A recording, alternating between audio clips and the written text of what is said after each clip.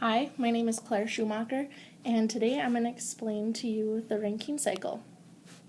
The Rankine cycle is the operating cycle of most power plants. Today I'm going to talk about a couple different things. First, I'm going to define the Rankine cycle for you. Second, I'm going to identify the components and how they work together by drawing a line diagram. And then I'm going to take you through an analysis of the Rankine cycle using a temperature entropy diagram. And then finally I'm going to talk to you about thermal efficiency.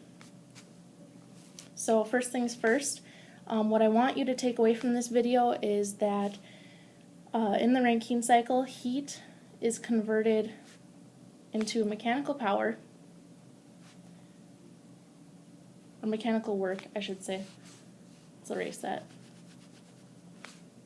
Mechanical work, which is then converted into electricity. So in order to do this,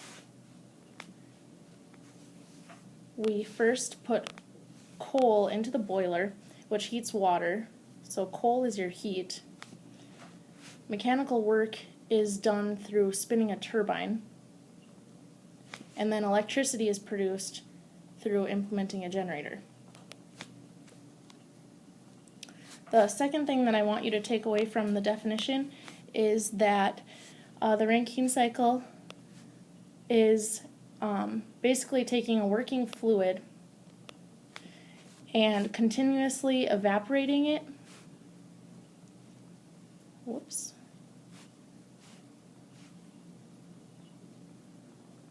So it continuously evaporates the fluid or condenses it. And it does this over and over again throughout the cycle. So I'm sure most of you know when I say evaporate, I mean steam or vapor. And when I say condense, I mean turn it back into a liquid. And in most cases, the working fluid is water. Okay, so let's move forward. First component, the main component of this system, depending on who you speak to, is the boiler, which is identified as a large elongated oval in the ideal Rankine cycle line diagram. Basically, within the boiler, you have a big L-shaped box. And there's thousands upon thousands, possibly even millions of tubes that run vertically throughout the boiler that water runs through. Coal is used in the boiler as a source of heat for the fireball to burn. And what this fireball does is it takes the water, which starts off as, let's do purple, starts off as a liquid down here in this area, and turns into a steam as it reaches the top. The next component in the Rankine cycle is the turbine, which looks like a big sideways trapezoid. So this is the turbine.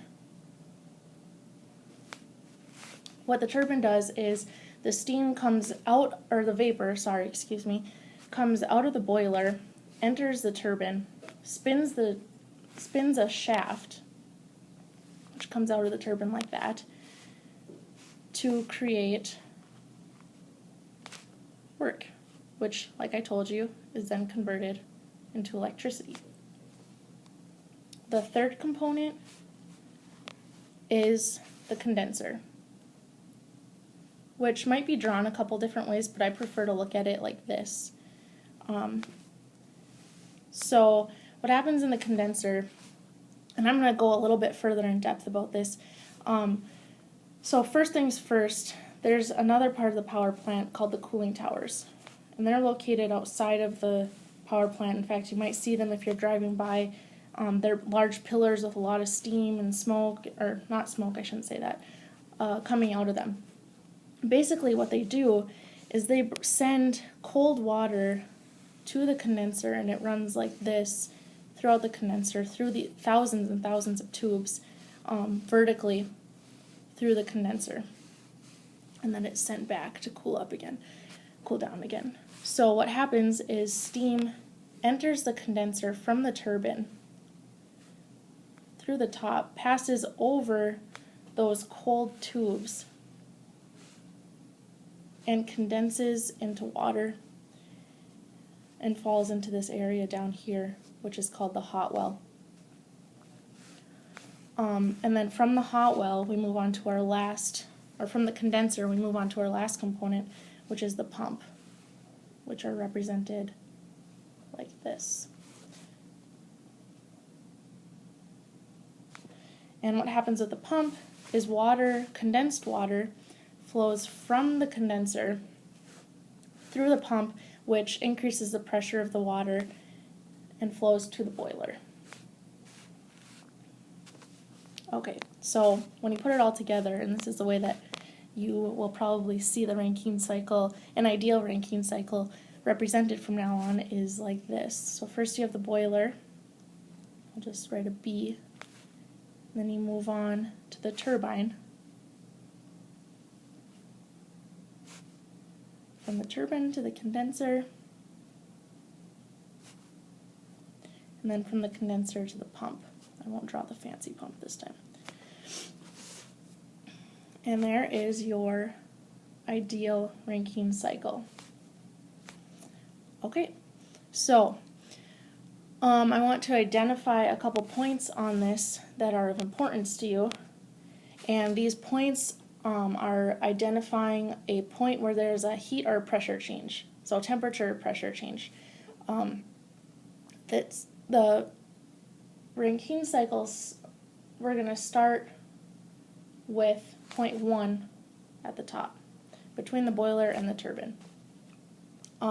Just to give you guys some context as to what temperature and pressure you can look at when you're looking at the vapor that's exiting the boiler.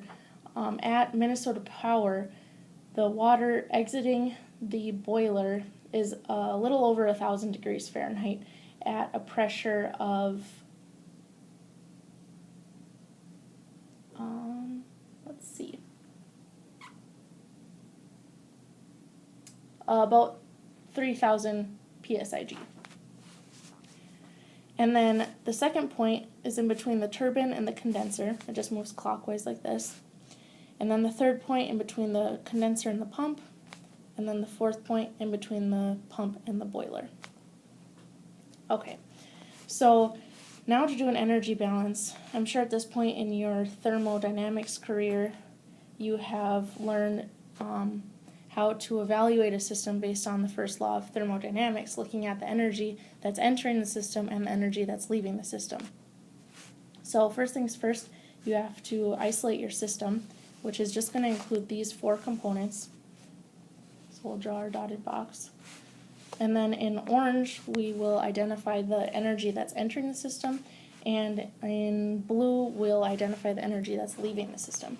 So first things first, we'll start at the boiler.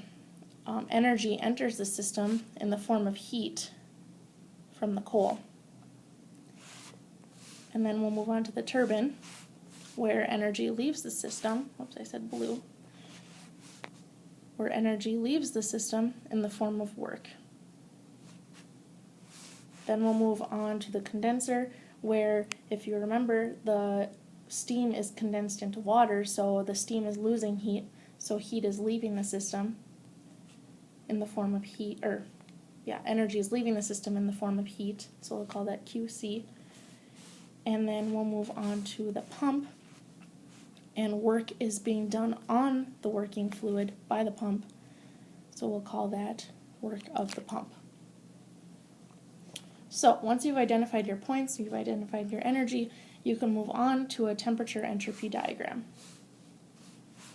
which first you draw your axes, label your axes, and then you draw your vapor dome. So you have 2 lines of constant pressure. first one is the pressure of the condenser, and the top one is the pressure of the boiler. P boiler, B condenser. And then you identify the points of your system on the graph. So first point is going to be the your highest entropy, your highest temperature is going to be the vapor that's leaving the boiler. So that's going to be point 1.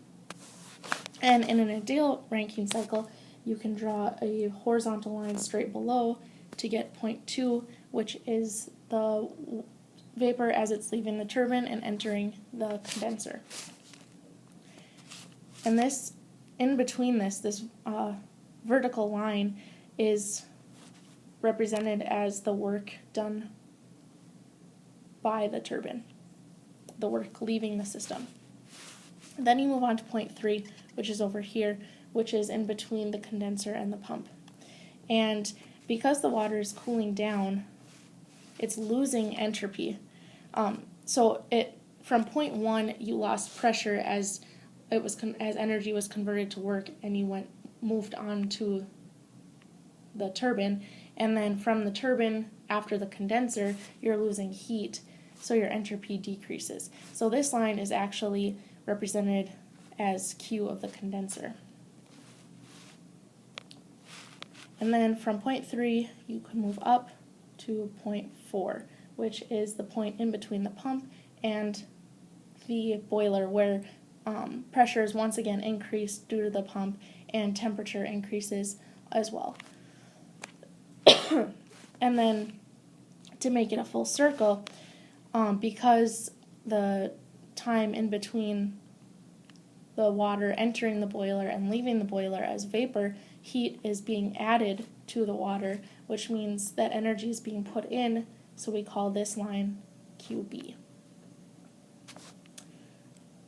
And when you're analyzing a Rankine cycle, you're going to be given certain values such as the pressure and the temperature of these lines, and then from there you can find your entropies, your enthalpies, your steam qualities, and so on. Okay, last thing is the thermal efficiency of the Rankine cycle. So thermal efficiency is identified by this symbol, and it is equal to your desired output divided by the cost to get that output. So just like any system, when you're looking at the efficiency, you're going to look at what you're getting out versus what you're putting in.